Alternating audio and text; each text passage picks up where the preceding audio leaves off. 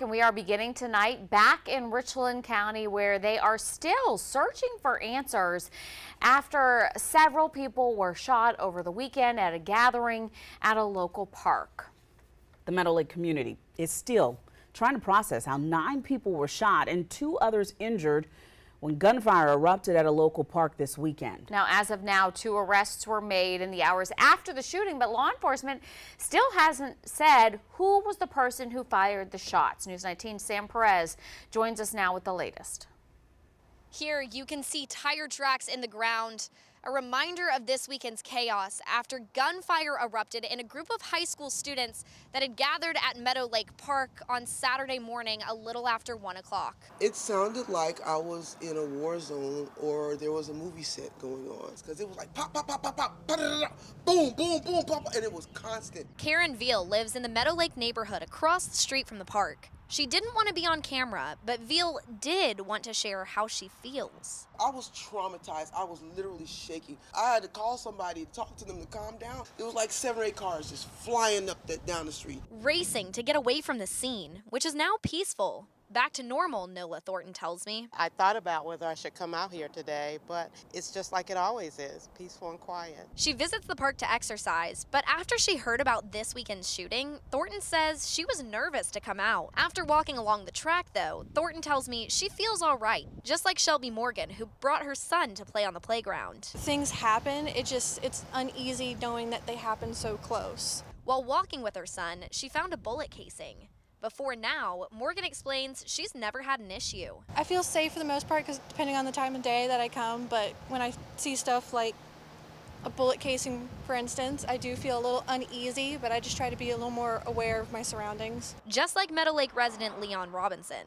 It's a real quiet neighborhood, and I kind of like it. Robinson says he has a no trespassing sign up and keeps his cars in the back, but says this recent event seems like more of a one-time occurrence than a problem he's worried will repeat. It's a bunch of youngsters that don't have anything to do. Reporting in Columbia, Sam Perez, News 19 WLTX.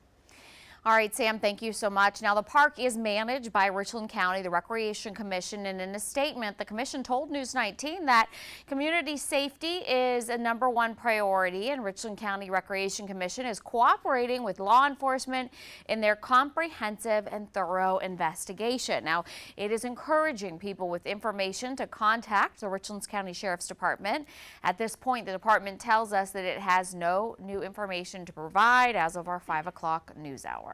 Sheriff Leon Lott says the shooting is another example of what he calls catch and release. He is concerned that crimes are being committed by suspects who are out on bond for previous charges. They just shot indiscriminately into a crowd of people. And I talked about when I stood up here with the Smalls family is that the crack that we've got in our criminal justice system. And I want to talk about that in just a second. And that crack that we have is demonstrated in this case too.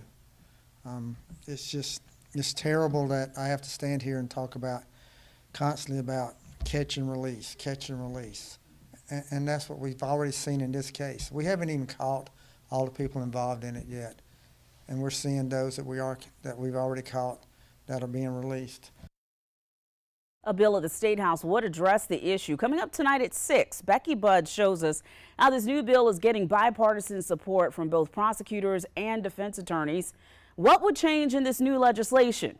We have those details again tonight at 6.